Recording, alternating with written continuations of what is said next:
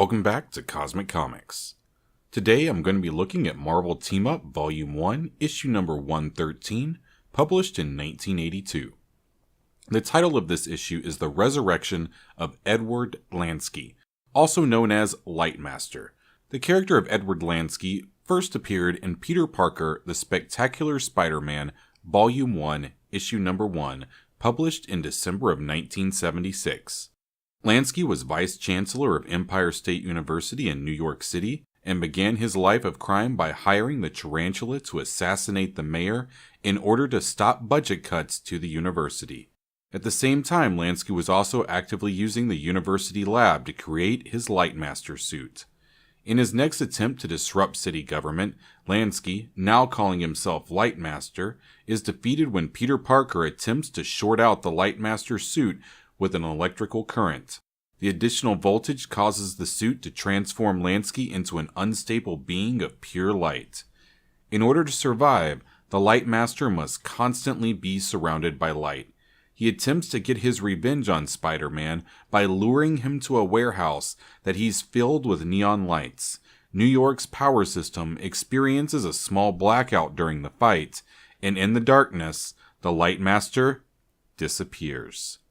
Lightmaster, instead of dying, retreated into the light dimension, and later uses the mutant Dazzler's powers to return to Earth.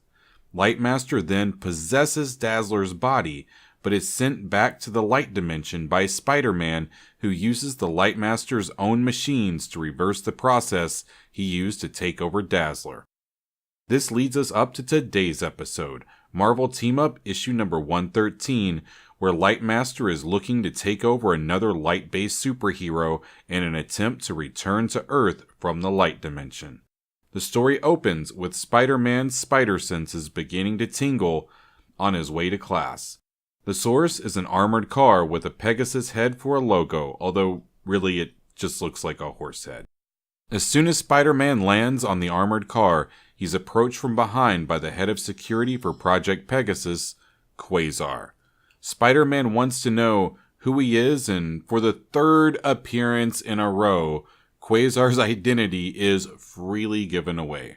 This time by Quasar himself in the form of a government-issued ID card. What a serendipitous moment. Quasar is currently transporting Nitro, whom Spider-Man captured in Spectacular Spider-Man issue number 55. The two heroes part ways, and neither is impressed by the other. Quasar sees Spider-Man as undisciplined and frivolous, while Spider-Man thinks of Quasar as a stuffed shirt. Quasar enters back into the vehicle, where the driver, Mr. Jensen, asks one of the best questions of the issue. If Quasar can fly, not to mention put Nitro or the entire truck for that matter inside of an energy bubble and fly to their destination at an incredibly fast speed, why are they hauling around supervillains by truck? The lame answer, it's standard operating procedure. Maybe Quasar is a bit of a stuffed shirt. We don't get to dwell on the issue for long, as in the next panel, the quantum bands, being referred to here as power bands, detect a disturbance in the local electromagnetic field.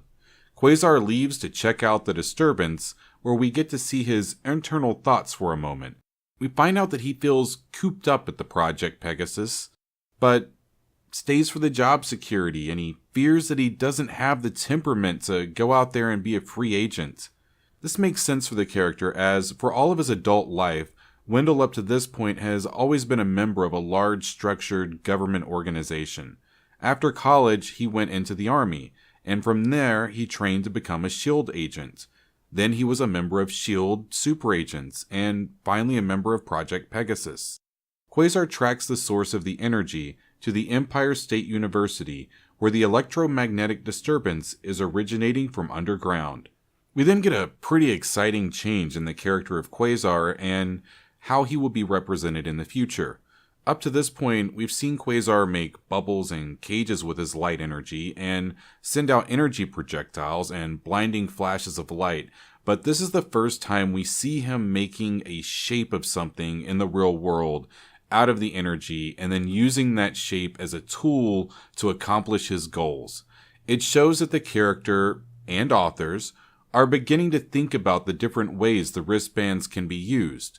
Quasar even takes a moment to reflect on this, noting that there were easier ways to get underground, but he wanted to show off in front of the students. We'll ignore the fact that Quasar just soared in and destroyed the lawn of a university on the whim of checking out an electromagnetic disturbance. I can't imagine why superhero registration eventually becomes a thing. Quasar has uncovered Edward Lansky's secret underground lab. As he begins investigating the lab, Quasar is suddenly attacked by a blinding light. Before Quasar can react, his right energy band becomes encased in light. He attempts to save himself with his free hand, but the light takes over the other band as well. Quasar can only observe as an unknown force feeds off the energy of his wristbands. As the force takes shape, it introduces itself as Lightmaster and informs Quasar that he is now his prisoner. This isn't the first time the Lightmaster has taken over a light-based character. Lightmaster also took over control of Dazzler in Amazing Spider-Man Volume 1, issue number 203. Peter Parker's spider senses warn him of danger, and we soon find Spider-Man on the scene. As Spider-Man arrives, Lightmaster is leaving the lab. Lightmaster is delighted to see his arch-nemesis and immediately attempts to kill Spider-Man. Spider-Man retreats behind some stairs where he makes himself a web shield before going back into the fray. Spider-Man rushes back in like he's Captain America, right down to tossing his shield as a weapon. Lightmaster makes short work of the webbing, melting the shield with a single burst. Spider-Man, seeing that he's overpowered, retreats to try a different strategy. As Lightmaster searches for him, Spider-Man drops off a building and lands on his shoulders. At that time, he begins pummeling Lightmaster in the head. Suddenly, the Lightmaster detaches from Quasar, but remains connected to the energy bands. After some grandstanding, Lightmaster goes back on the attack, and interestingly, the first strike actually hits Quasar. Bonk indeed. 3 more rams are hurled at Spider-Man, who dodges the first 2 but is hit by the third. The hit seems to throw Spider-Man for a loop, and despite feeling woozy, Spider-Man races back into the fight. But upon arriving, Lightmaster is already gone. Spider-Man returns to class while we discover Lightmaster's plan. He's searching for a way to convert his energy form back to its original organic state. I love this next page.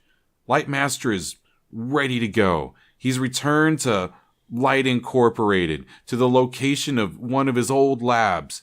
He opens the door to find nothing. Absolutely nothing. All of his equipment is gone.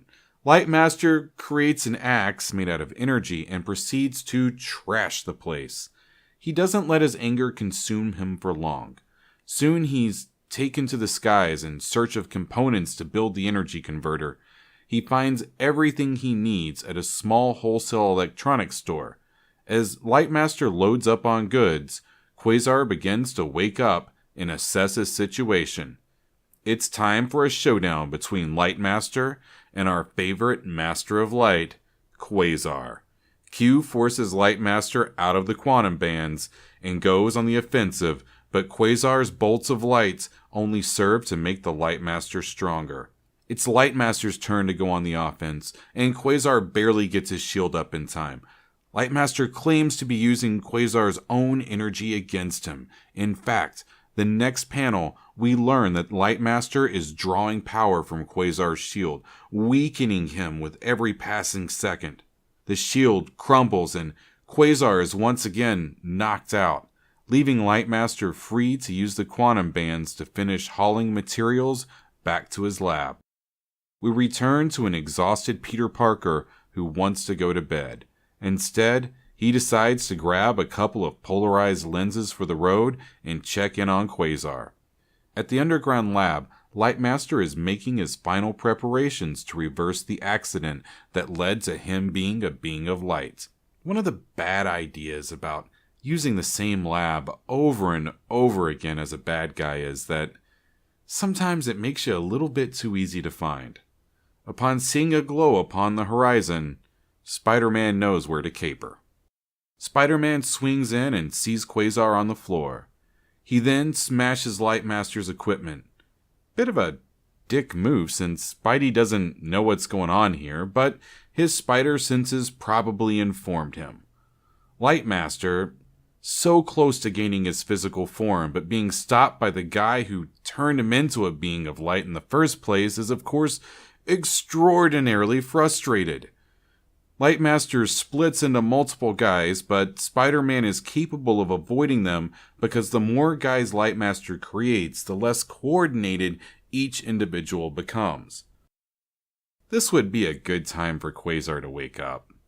And he does! Quasar assesses the situation and makes a drastic decision. It's a rarely seen move. Quasar shuts down the quantum bands. To do this, he turns off each transmitter crystal and expunges all the remaining energy reserves. Immediately, Lightmaster feels his power fading away. Seconds later, the Lightmaster clones disappear, and without the energy being drawn from Quasar's quantum bands, Lightmaster himself drifts apart. Quasar and Spider-Man have a quick conversation and deduce Lightmaster's plan. Without asking, Quasar turns back on his energy bands and attempts to send a blast of light on Lightmaster's wavelength while having Spider-Man turn the power back onto the machine. And in a somewhat comical moment, Lightmaster's clothes begin to fill up like a balloon. Quasar and Spider-Man watch as Lightmaster wakes up. He rises, poses, curses Quasar, and then happily pulls off his mask once he realizes that he's human once more. As Lightmaster turns towards Quasar, Spider-Man rushes up from behind and sucker punches Edward Lansky. Quasar is confused by the sudden violence, and Spider-Man insists that Lansky was about to blast Quasar with his suit. Wasn't there some other way that Spider-Man could have taken him down? Webbing would have been nice. Instead, we get what can only be called a preemptive strike. Spider-Man has become his own Minority Report. It's awesome that Quasar calls him out on this, letting Spider-Man know that a light suit wasn't going to stand up against his wristbands. Spider-Man, probably because he was already tired before heading out, clears out and acts like a real ass in the process of leaving and is pretty rude to Quasar, even going as far as to call Quasar names in his head after leaving. As Quasar leaves with Edward Lansky, Spider-Man is also in his thoughts. Quasar considers Spider-Man unprofessional and undisciplined. In the final panels, the two cross paths once more as they return to their respective lives. Spider-Man and Quasar will face off again in Quasar issue number 7, where Spider-Man has been imbued with special powers. But the next episode of Cosmic Comics is going to combine one of my favorite storylines with one of my favorite characters, as Project Pegasus and Quasar are taken over by the Serpent Crown. Thanks for watching, and feel free to hit any of the buttons below. I'm out.